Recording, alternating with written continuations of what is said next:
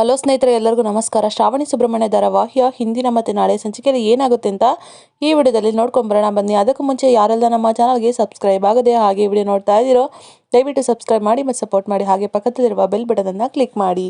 ಸಂಚಿಕೆಯಲ್ಲಿ ಮೊದಲಿಗೆ ಶ್ರಾವಣಿ ಮತ್ತೆ ಸುಬ್ಬು ಇಬ್ರು ರೂಮಲ್ಲಿ ಇರ್ತಾರೆ. ಆಗ ಕಾಂತಮ್ಮ ಅವ್ರು ಕೂಡ ಬಂದ್ಬಿಡ್ತಾರೆ. ಕಾಂತಮ್ಮ ಬಂದಿದ್ದನ್ನ ನೋಡ್ಬಿಟ್ಟು ಶ್ರೀವಲ್ಲಿ ತುಂಬಾನೇ ಟೆನ್ಷನ್ ಆಗ್ಬಿಡುತ್ತೆ.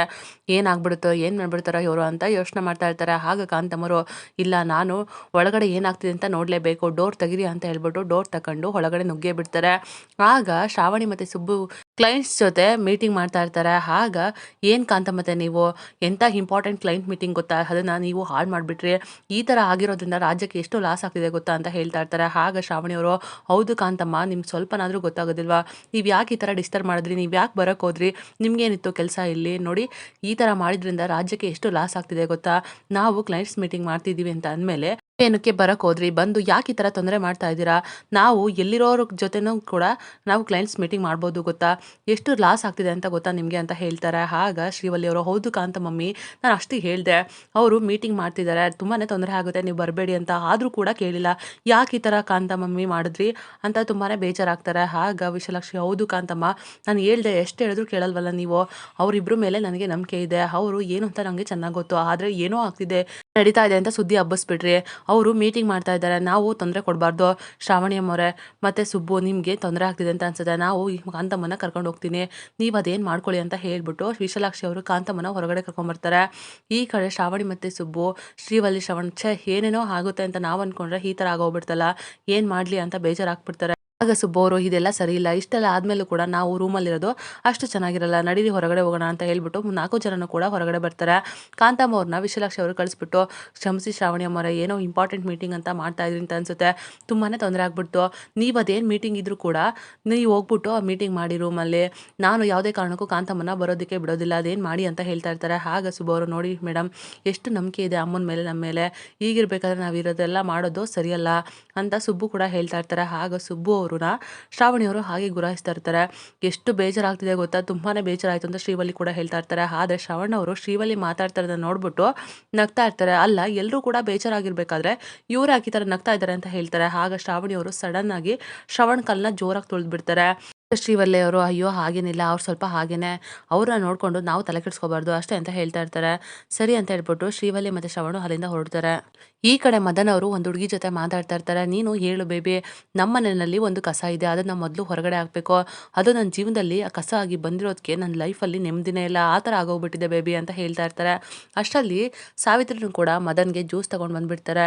ಆಗ ಸಾವಿತ್ರಿ ಮಾತಾಡೋದನ್ನೆಲ್ಲ ಕೇಳಿಸ್ಕೊಂಡು ನಿಂತ್ಕೊಂಡ್ಬಿಡ್ತಾರೆ. ಆಗ ಮದನ್ ಅವರು, ನೀನು ಹೇಳು ಬೇಬಿ ಅಂತ ಹೇಳ್ತಾ ಇರ್ಬೇಕಾದ್ರೆ ಆಗ ಆ ಕಡೆಯಿಂದ ಆ ಹುಡುಗಿ, ನಾನು ನಿನಗೋಸ್ಕರ ಕಾಯ್ತಾ ಇದ್ದೀನಿ, ಇವಾಗ ಸ್ವಿಮ್ಮಿಂಗ್ ಪೂಲಲ್ಲಿ ಇದ್ದೀನಿ, ನೀನೇನಾದರೂ ಇವಾಗಲೇ ಬಂದರೆ ನಾನು ತುಂಬಾ ಕೂಲಾಗಿದ್ದೀನಿ, ಜೊತೆಗೆ ಇನ್ನೂ ಕೂಲ್ ಆಗ್ಬೋದು, ಬರ್ತೀಯ ತಾನೇ ಬೇಗ ಅಂತ ಹೇಳ್ತಾರೆ. ಆಗ ಮದನ್ ಅವರು, ಹ್ಞೂ ಬೇಬಿ ಬರ್ತೀನಿ, ಇಲ್ಲಿ ಬಂದಿರೋ ಕಸನ ಫಸ್ಟ್ ಹೊರಗೆ ಹಾಕಬೇಕು, ನನಗಂತೂ ತುಂಬಾ ನೆನೆಸ್ಕೊಂಡ್ರೆ ತುಂಬಾ ಅಸಹ್ಯ ಆಗುತ್ತೆ, ನನಗೆ ಬದುಕೋದಕ್ಕೂ ಸ್ವಲ್ಪನೂ ಇಷ್ಟ ಇಲ್ಲ ಅಂತ ಹೇಳ್ತಾ ಇರ್ತಾರೆ. ಆಗ ಆ ಹುಡುಗಿ, ಓ ಮದನ್, ನೀನು ಕೆಲಸದವಳ ಮದುವೆ ಆಗಿದೆಯಾ ಅಂತ ನಾನು ಕೇಳಿದ್ರೆ ಅದನ್ನ ಕೇಳೋದಕ್ಕೇ ಅಸಹ್ಯ ಆಗುತ್ತೆ, ಹೇಗಾದರೂ ಅವಳನ್ನ ನಿನ್ನ ಮದುವೆ ಆದ, ಹೇಗಾದರೂ ಅವಳಿಗೆ ತಾಳಿ ಕಟ್ತೆ, ನೆನೆಸ್ಕೊಂಡ್ರೆ ನನಗೆ ವಾಕರ್ಕೆ ಬರ್ತಾ ಇದೆ ಅಂತ ಹೇಳ್ತಾರೆ. ಆಗ ಮದನ್ ಅವರು, ಏನು ಮಾಡಲಿ, ಬಂದು ಎಲ್ಲ ಒಕ್ಕರ್ಸ್ಕೊಂಡಿದೆ, ನನಗೆ ಅವಳ ಜೊತೆ ಬದುಕೋದಕ್ಕೂ ಇಷ್ಟ ಇಲ್ಲ, ಅವಳನ್ನ ಮುಟ್ಟೋದಕ್ಕೂ ಇಷ್ಟ ಇಲ್ಲ, ನೀನೇನು ಟೆನ್ಷನ್ ಮಾಡ್ಕೋಬೇಡ ಬೇಬಿ, ನಾನು ಆದಷ್ಟು ಬೇಗನೆ ಬರ್ತೀನಿ, ನಾನು ಸ್ವಲ್ಪ ಈ ಕೆಲಸದವಳನ್ನ ಮುಟ್ಬಿಟ್ಟಿದ್ದೀನಿ, ಅದಕ್ಕೆ ಸ್ನಾನ ಮಾಡಿಕೊಂಡು ಫ್ರೆಶ್ ಆಗಿ ಬರ್ತೀನಿ, ಸರಿನಾ ಬೇಬಿ ಅಂತ ಹೇಳ್ಬಿಟ್ಟು ಫೋನ್ ಇಡ್ತಾರೆ. ಹಾಗೆ ಸಾವಿತ್ರಿ ಅವರು, ಏನಾಗಿದೆ ನಿಮಗೆ, ಯಾಕೆ ಈ ಥರ ಮಾಡ್ತಿದ್ದೀರಾ,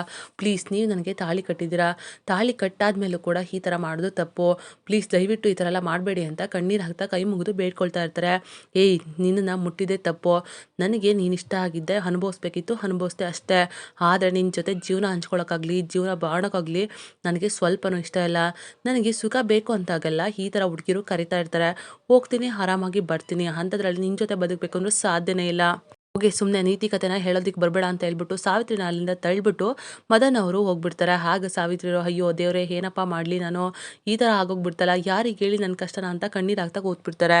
ಈ ಕಡೆ ಸುಬ್ಬು ಅವರು, ಅಯ್ಯೋ ಮೇಡಮ್, ಗಂಡ ಹೆಂಡತಿ ಸೇರಬೇಕು ಅಂತಂದರೆ ಇಷ್ಟೆಲ್ಲ ಕಷ್ಟಪಡಬೇಕಾ, ನಿಜವಾಗ್ಲೂ ತುಂಬಾ ಒಂಥರ ಕಷ್ಟ ಆಗ್ತಾಯಿದೆ ಅಂತ ಹೇಳ್ತಾ ಇರ್ತಾರೆ. ಆಗ ಶ್ರಾವಣಿ ಅವರು, ಸುಬ್ಬು, ಶ್ರೀವಲ್ಲಿ ಎಷ್ಟು ಒಳ್ಳೆ ಹುಡುಗಿ ಅಲ್ವಾ ಅಂತ ಹೇಳ್ತಾರೆ. ಹೌದು, ಶ್ರೀವಲ್ಲಿ ತುಂಬಾ ಒಳ್ಳೆ ಹುಡುಗಿ ಮೇಡಮ್ ಅಂತ ಹೇಳ್ತಾರೆ. ಅವಳ ಮನಸ್ಸು ಒಂಥರ ಮಗು ಥರ ಅಂತ ಹೇಳ್ತಾ ಇರ್ತಾರೆ. ಆಗ ಶ್ರಾವಣಿ ಅವರು, ಹೌದು ಸುಬ್ಬು, ನಮ್ಮನ್ನು ಒಂದು ಮಾಡೋದಕ್ಕೆ ಎಷ್ಟೆಲ್ಲ ಕಷ್ಟಪಟ್ಟಿದ್ದಾಳೆ. ಅವಳು ನನ್ನ ಮೇಲೆ ಕೋಪ ತೀರಿಸ್ಕೊತಾಳೆ, ದ್ವೇಷ ಸಾಧಿಸ್ತಾಳೆ ಅಂತ ನಾನು ಅಂದ್ಕೊಂಡಿದ್ದೆ. ಆದರೆ ನಾನು ಅಂದ್ಕೊಂಡಂಗಲ್ಲ, ಅವಳು ತುಂಬಾ ಒಳ್ಳೆ ಹುಡುಗಿ ಅಂತ ಹೇಳ್ತಾ ಇರ್ತಾರೆ. ಆಗ ಸುಬ್ಬು ಕೂಡ, ಹೌದು ಮೇಡಮ್, ತುಂಬ ಒಳ್ಳೆ ಹುಡುಗಿ ಅವಳು ಅಂತ ಹೇಳ್ತಾ ಇರ್ತಾರೆ. ಆಗ ಶ್ರಾವಣಿಯವರು ಕಣ್ಣಲ್ಲೇ ಗುರಾಯಿಸ್ತಾ ಇರ್ತಾರೆ. ಅಲ್ಲ ಮೇಡಮ್, ಅವಳು ಒಳ್ಳೆ ಹುಡುಗಿನೇ, ತಕ್ಕ ಮಟ್ಟಕ್ಕೆ ಒಳ್ಳೆ ಹುಡುಗಿ, ಆದರೆ ನಿಮ್ಮಷ್ಟು ಒಳ್ಳೆ ಹುಡುಗಿ ಅಲ್ಲ, ನೀವು ತುಂಬಾ ಒಳ್ಳೆ ಹುಡುಗಿ ಅಂತ ಹೇಳ್ತಾ ಇರ್ತಾರೆ. ಆಗ ನೋಡ್ತಾನೆ ನಿಂತ್ಬಿಡ್ತಾರೆ. ಏನು ಹೀಗೆ ನೋಡ್ತಾ ನಿಂತಿರ್ತೀರೋ ಯಜಮಾನ್ರು, ಅಥವಾ ಕೆಲ್ಸಕ್ಕೆ ಹೋಗ್ತಿರೋ ಅಂತ ಕೇಳ್ತಾರೆ. ಅಯ್ಯೋ ಹೋಗ್ತೀನಿ ಮೇಡಮ್, ಟೈಮ್ ಆಯ್ತಲ್ವಾ ಅಂತ ಹೇಳ್ತಾ ಇರ್ತಾರೆ. ಆಗ ಶ್ರಾವಣಿಯವರು, ಹೌದು ಸುಬ್ಬು, ಅಳಿಯೋಂಗೇನು ಟೈಮ್ ಲೆಕ್ಕಕ್ಕಿಲ್ಲ, ನೀನು ಆರಾಮಾಗಿ ಹೋಗ್ಬಾ ಅಂತ ಹೇಳ್ತಾರೆ. ಸುಬ್ಬು ಕೂಡ ಅಲ್ಲಿಂದ ಹೊರಡ್ತಾರೆ. ಆಗ ಶ್ರಾವಣಿಯವರು, ಈ ಕಾಂತಮ್ಮಂದು ಯಾಕೋ ಅತಿ ಆಯಿತು, ಈ ಕಾಂತಮ್ಮ ಯಾಕೆ ಈ ಥರ ಮಾಡ್ತಿದ್ದಾರೆ, ನಾನು ಸುಬ್ಬು ಸೇರೋದಕ್ಕೆ ಏನೋ ಕುತಂತ್ರ ಮಾಡ್ತಿದ್ದಾರೆ, ಏನು ಮಾಡ್ತಾರೆ, ಇವರಿಂದ ಏನೋ ಇದೆ, ಯಾರೋ ಇದ್ದಾರೆ, ಇದನ್ನು ನಾನು ಆದಷ್ಟು ಬೇಗ ಕಂಡುಹಿಡಿದು ಇದಕ್ಕೊಂದು ನಾಂದಿ ಆಡ್ತೀನಿ, ಕಾಂತಮ್ಮ ನಿನ್ನನ್ನು ಮಾತ್ರ ಸುಮ್ಮನೆ ಬಿಡಲ್ಲ ಅಂತ ಮನಸ್ಸಲ್ಲೇ ಯೋಚನೆ ಮಾಡ್ಕೊಂಡು ನಿಂತಿರ್ತಾರೆ. ಈ ಕಡೆ ವಿಜಯಾಂಬಿಕ ಅವರು ಪೃಥ್ವಿನ ನೆನೆಸ್ಕೊಂಡು, ಪದ್ಮನಾಭನ ನೆನೆಸ್ಕೊಂಡು ತುಂಬಾ ಭಯ ಪಟ್ಕೊಂಡು ಒಂದು ಕಡೆ ನಿಂತ್ಕೊಂಡು ಯೋಚನೆ ಮಾಡ್ತಾ ಇರ್ತಾರೆ. ಅಷ್ಟರಲ್ಲಿ ವೀರೇಂದ್ರ ಅವರು ಕೂಡ ಬಂದುಬಿಡ್ತಾರೆ.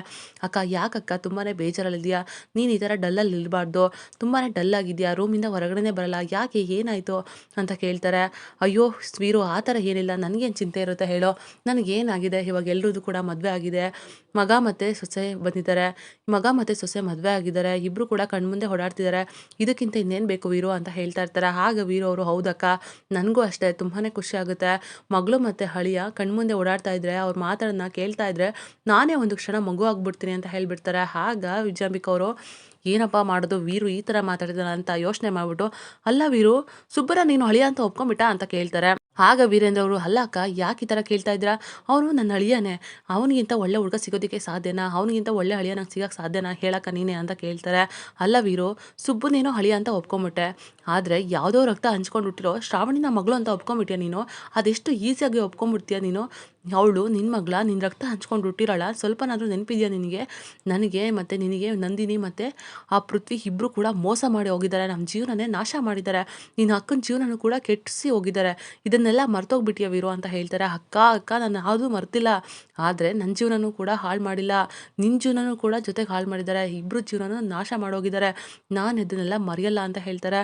ಮರೆಯಲ್ಲ ಅಂತ ಹೇಳ್ಬಿಟ್ಟು, ಹೇಗೆ ವೀರು ನೀನು ಶ್ರಾವಣಿನ ಮಗಳು ಅಂತ ಒಪ್ಕೊಳ್ತೀಯಾ, ನಮ್ಮ ರಕ್ತ ಅಲ್ಲ ಅಂತ ಗೊತ್ತಾದ ಮೇಲೂ ಕೂಡ ಅವಳನ್ನ ಹೇಗೆ ನಿನ್ನ ಮಗಳು ಅಂತ ಒಪ್ಕೊಳ್ಳೋಕೆ ಸಾಧ್ಯ, ಹೇಳು ವೀರು, ನಿನ್ನ ಅಕ್ಕನ ಬಗ್ಗೆ ಯೋಚನೆ ಮಾಡಿಲ್ವಾ, ನಿನ್ನ ಅಕ್ಕನ ಬಾಳು ಈ ಥರ ಆಯ್ತಲ್ಲ ಅಂತ ನಿಂಗೆ ಯೋಚನೆ ಇಲ್ವಾ, ನನ್ನ ಬಗ್ಗೆ ಚಿಂತೆನೇ ಇಲ್ಲ ಅಂತ ಅನ್ಸುತ್ತೆ ವೀರು ನಿನಗೆ ಅಂತ ಹೇಳ್ಬಿಟ್ಟು ಅಲ್ಲಿಂದ ಬೇಜಾರು ಮಾಡ್ಕೊಂಡು ಥರ ನಾಟಕ ಮಾಡ್ಕೊಂಡು ಹೋಗ್ತಾರೆ. ಆಗ ವೀರು ಅವರು, ಅಯ್ಯೋ ಈ ಥರ ಬೇಜಾರಾಗ್ಬಿಟ್ರಲ್ಲ ಅಂತ ಹೇಳ್ಬಿಟ್ಟು ತುಂಬಾ ಫೀಲಲ್ಲಿ ನಿಂತ್ಕೊಂಡ್ಬಿಟ್ಟಿರ್ತಾರೆ. ಈ ಕಡೆ ವಿಜಯಾಂಬಿಕಾ ಸ್ವಲ್ಪ ದೂರ ಹೋಗ್ಬಿಟ್ಟು, ಈಗ ನನಗೆ ವೀರುನೇ ಅಸ್ತ್ರ, ಇವನನ್ನ ಇಟ್ಕೊಂಡು ನಾನು ಪೃಥ್ವಿನ ಚೆನ್ನಾಗಿ ಆಟಾಡಿಸ್ಬೋದು ಅಂತ ಮನಸ್ಸಲ್ಲೇ ಯೋಚನೆ ಮಾಡ್ತಾ ಅಲ್ಲಿಂದ ನಗ್ತಾ ಹೋಗ್ತಾ ಇರ್ತಾರೆ.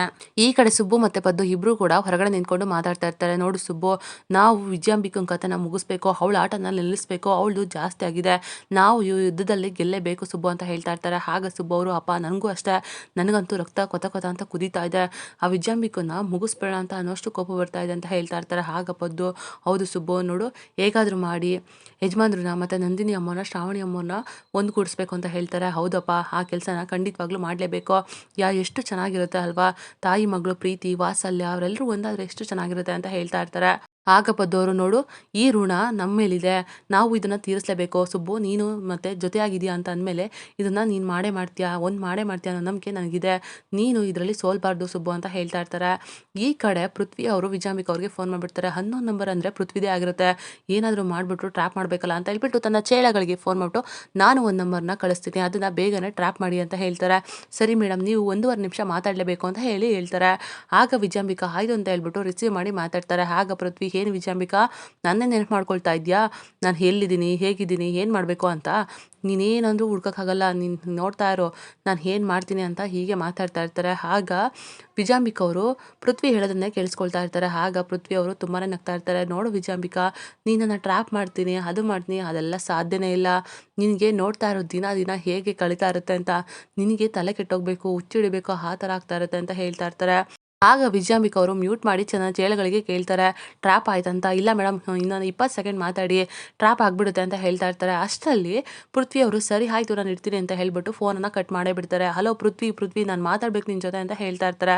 ಆದರೂ ಕೂಡ ಅಷ್ಟರಲ್ಲಿ ಪೃಥ್ವಿ ಅವರು ಫೋನನ್ನು ಕಟ್ ಮಾಡಿ ಬಚಾವಾಗಿಬಿಡ್ತಾರೆ. ನಾನು ಅಂದ್ಕೊಂಡಿದ್ದಾಗಲಿಲ್ವಲ್ಲ ಅಂತ ವಿಜಯಾಂಬಿಕಾ ಟೆನ್ಷನ್ ಮಾಡ್ಕೊಳ್ತಾರೆ. ಆಗ ನಂದಿನಿ ಅವರು, ಅಣ್ಣ ನೀವು ಒಳ್ಳೆ ಕೆಲಸ ಮಾಡ್ತಾ ಇದ್ದೀರಾ, ದಿನೇ ಇದೇ ಥರ ಫೋನ್ ಮಾಡಿ ಅವಳಿಗೆ ಒಂದು ಡೋಸ್ ಕೊಡ್ತಾ ಇರಬೇಕು. ಆವಾಗಲೇ ಅವಳಿಗೆ ಹಾರಕ್ಕೂ ಆಗದೆ, ಬದುಕೋಕ್ಕೂ ಆಗದೆ, ನಿದ್ದೆ ಮಾಡೋಕ್ಕೂ ಆಗದೆ ಒದ್ದಾಡಬೇಕು, ಆ ಥರ ಮಾಡಬೇಕು ನೀವು ಅಂತ ಹೇಳ್ತಾ ಇರ್ತಾರೆ. ಆಗ ಪೃಥ್ವಿಯವರು, ಹೌದು ನಂದಿನಿ ಅಮ್ಮೋರೆ, ನನಗೆ ಕೊಟ್ಟಿರೋ ಹಿಂಸೆ ಒಂದಾ ಎರಡಾ, ನೋಡ್ತಾ ಇರಿ ಅವಳನ್ನ ಹೇಗೆ ಆಟ ಆಡಿಸ್ತೀನಿ ಅಂತ ಹೇಳ್ತಾ ಇರ್ತಾರೆ.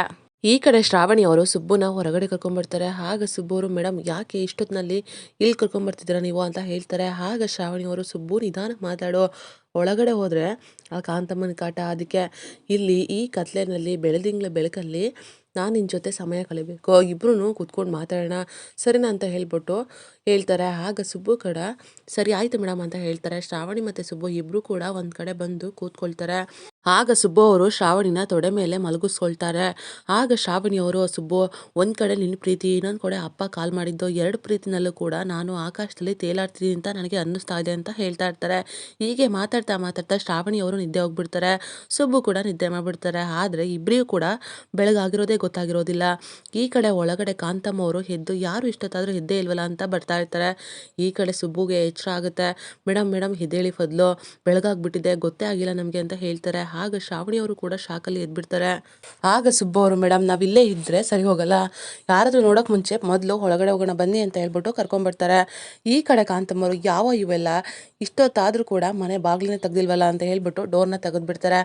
ಅಷ್ಟರಲ್ಲಿ ಶ್ರಾವಣಿ ಸುಬ್ಬುನು ಕೂಡ ಡೋರ್ ಹತ್ರ ಹೋಗ್ಬಿಡ್ತಾರೆ. ಆಗ ಕಾಂತಮ್ಮನ ನೋಡ್ಬಿಟ್ಟು ಶ್ರಾವಣಿ ಸುಬ್ಬುನು ಸಾಕಾಗ್ತಾರೆ. ಶ್ರಾವಣಿ ಸುಬ್ಬು ಜೊತೆನಲ್ಲಿ ಹೊರಗಡೆ ಹೋಗಿದ್ದನ್ನು ನೋಡ್ಬಿಟ್ಟು ಕಾಂತಮ್ಮರು ಕೂಡ ಬಾಯ್ ಬಿಟ್ಕೊಂಡು ನೋಡ್ತಾ ಇರ್ತಾರೆ. ಇದಾಗಿತ್ತು ಈ ಸಂಚಿಕೆ. ನಮ್ಮ ವಿಡಿಯೋ ನಮಗೆ ಇಷ್ಟ ಆಗಿದ್ದಲ್ಲಿ ಒಂದು ಲೈಕ್ ಮಾಡಿ. ಮುಂದಿನ ವಿಡಿಯೋಗಳಿಗಾಗಿ ನಮ್ಮ ಚಾನಲನ್ನು ಸಬ್ಸ್ಕ್ರೈಬ್ ಮಾಡಿ ಮತ್ತು ಸಪೋರ್ಟ್ ಮಾಡಿ. Thank you.